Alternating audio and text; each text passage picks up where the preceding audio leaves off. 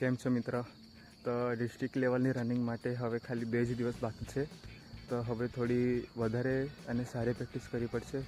તો ચાલો પહેલાં રનિંગ કરીએ અને પછી એક્સરસાઇઝ કરીશું.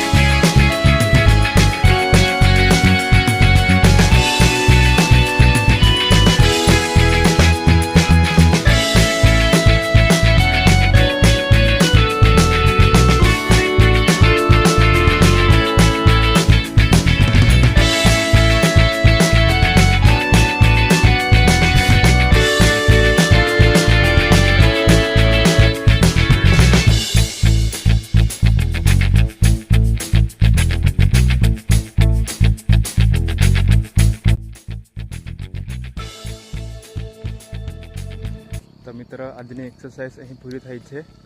તમને વિડીયો કેવો લાગ્યો તે કોમેન્ટમાં તમે જણાવજો. હવે મળીશું આપણે આવતીકાલે.